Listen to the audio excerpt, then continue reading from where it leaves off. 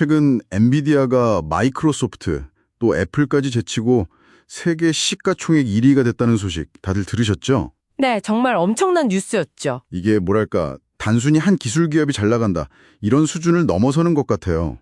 그 AI 시대로의 어떤 거대한 전환? 이걸 보여주는 상징적인 사건 아닐까 싶습니다. 맞아요. 시대의 흐름을 딱 보여주는 거죠. 그래서 이번 딥다이브에서는 저희가 함께 살펴본 자료들을 바탕으로 엔비디아 이 31년의 역사, 특히 창업자 젠슨 황의 리더십과 비전을 좀 깊숙이 파헤쳐 보려고 합니다. 네, 흥미로운 여정이 될 것 같습니다. 어떻게 그 데니스 식당에서 시작한 회사가 지금 세상을 바꾸는 AI 혁명에 정말 한가운데 서게 됐는지, 그 핵심 동력이 뭔지 한번 같이 찾아보시죠. 자, 그럼 한번 시작해 볼까요? 좋습니다.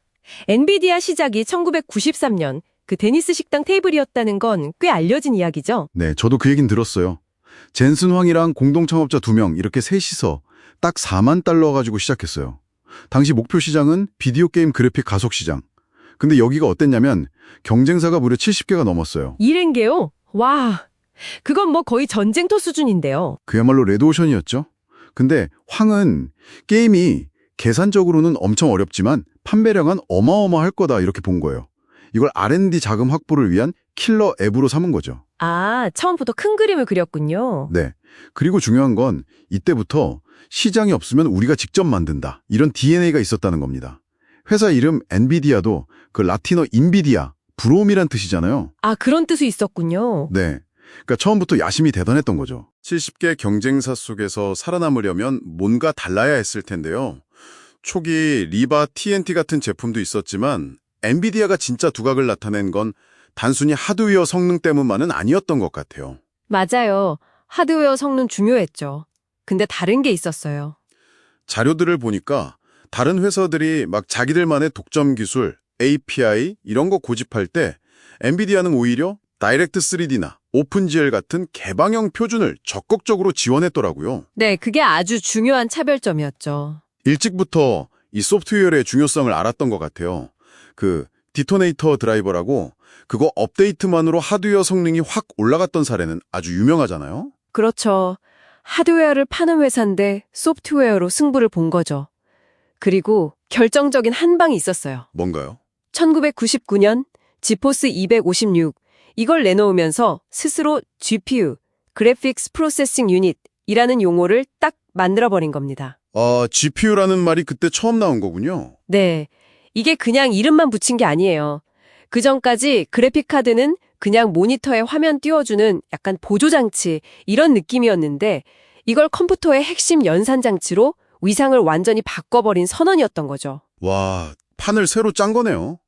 그 배경에는 역시 젠슨 황의 리더십이 있었겠죠? 네, 그렇습니다.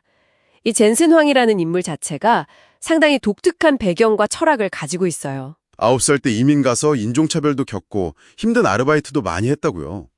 그런 경험들이 오히려 고통과 고난이 인격을 형성한다. 이런 신념으로 이어졌다는 분석이 많더라고요. 맞습니다. 스스로 기대 수준이 낮은 것이 나의 장점이다. 이렇게 말할 정도니까요. 기대 수준이 낮은 게 장점이라니 좀 역설적인데요. 이게 리더십으로는 어떻게 나타났나요? 이게 얼핏 들으면 이상한데 단기적인 성과 압박에서 좀 자유로워질 수 있다는 거예요. 그러니까 당장 돈이 안 되는 AI 같은 불확실한 미래 기술에 정말 오랫동안 투자할 수 있는 그런 바탕이 된 거죠. 아, 그런 의미군요. 네. 그리고 프로젝트가 보스다. 이런 경영 철학도 유명한데 위계질서보다는 실제 문제 해결에 집중하는 문화를 만든 거죠. 수평적인 문화 같은 건가요? 그렇죠. 실패를 두려워하지 않고 계속 도전하는 약간 게이머의 자세를 강조한 것도 같은 맥락이고요. 게임이라는 게 원래 지고 또 지다가 결국 한 번 이기는 거잖아요. 하하, 듣고 보니 그렇네요. 계속 리셋하고 다시 도전하는. 바로 그거죠. 그런 문화가 장기 투자를 가능하게 한 겁니다. 그 미래를 내다보는 투자가 결정적으로 빛을 발한 게 바로 AI로의 전환이군요. 정확합니다. 딥러닝이라는 개념조차 생소했던 2006년 이때부터 GPU의 그 병렬 처리 능력이 AI 연산에 엄청 유용할 거다 이렇게 예측하고 투자를 시작했다는 건 와, 진짜 놀라운 선견지명이에요. 그렇죠. 그때 누가 알았겠어요. 시장이 없으면 만든다는 그 철학이 여기서 정말 제대로 구현된 거죠. 결과는 언제쯤 나타나기 시작했나요? 극명하게 드러난 게 2022년 1분기였습니다. 이때 처음으로 데이터 센터 매출이 기존의 주력이었던 게이밍 매출을 앞질렀어요. 아, 그게 분기점이군요. 네, 그 이후로는 아시다시피 AI 열풍 타고 데이터 센터 부문이 정말 폭발적으로 성장했죠. 현재 AI 반도체 시장의 거의 80에서 90%를 장악하고 있으니까요. 80, 90%요? 거의 독점 수준인데요. 근데 그 힘이 단순히 칩 성능 때문만은 아니라고요. 물론 칩 성능도 최고 수준이지만 핵심 동력은 사실 다른 데 있습니다. 그게 바로 쿠다 생태계. 이거 말씀하시는 거죠? 자료 보니까 이게 단순한 소프트웨어가 아니라 엔비디아의 아주 강력한 기술적 해자다. 이런 평가가 많던데요. 정확합니다. 쿠다가 뭐냐면 엔비디아 GPU 안에 있는 수많은 코어들을 동시에 활용해서 아주 복잡한 계산을 병렬로 한꺼번에 처리하게 해주는 그런 플랫폼이에요. 근데 이게 단순히 기술만 좋아서 되는 게 아니에요. 그럼 뭐가 더 있는 건가요? 지난 15년 이상 쌓아온 방대한 라이브러리, 그리고 여기에 아주 익숙해진 수많은 개발자 커뮤니티. 이게 합쳐져서 경쟁사들이 단기간에 따라잡기 거의 불가능한 거의 생태계 수준의 장벽을 만들어버린 거죠. 아, 기술 자체보다 그 기술을 쓰는 사람들과 자료들이 더 큰 벽이 된 거군요. 네, 이건 단순 기술 우위가 아니라 강력한 네트워크 효과입니다. 덕분에 엔비디아가 높은 가격, 높은 마진을 유지할 수 있었던 거고요. 물론 비판도 많습니다. 너무 비싸서 기술 접근성을 해친다, 독과점 아니냐 이런 우려도 계속 있죠. 그렇군요. 이렇게 강력한 생태계를 구축했는데 여기서 또 아주 흥미로운 관계가 보이더라고요. 어떤 관계 말씀이시죠? 엔비디아의 최대 고객사들이요. 아마존 AWS, 마이크로소프트, 구글 같은 빅테크 기업들. 이 회사들이 엔비디아 GPU를 엄청나게 사들이면서 동시에 자체 AI 칩 개발에 또 열을 올리고 있다는 거죠. 구글 TPU나 MS 마이아 100 이런 것들요. 아, 네, 맞아요. 그게 아주 재미있는 지점이죠. 고객이면서 동시에 잠재적 경쟁자가 되는 상황. 엔비디아에 대한 의존도를 좀 낮추려는 그런 전략적인 움직임으로 봐야 할까요? 그렇죠. 게다가 전통적인 경쟁사인 AMD도 가만히 있지 않죠.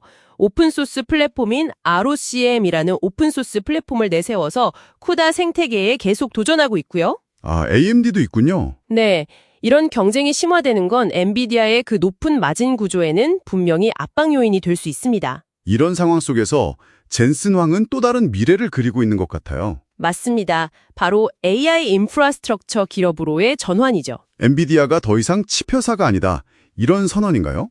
AI를 전기나 정보처럼 사회의 필수 인프라로 보고 엔비디아가 생산하는 건 칩이 아니라 지능, 인텔리전스, 그리고 그 지능의 기본 단위는 토큰이다. 이렇게 말했더라고요. 네, 아주 거대한 비전이죠.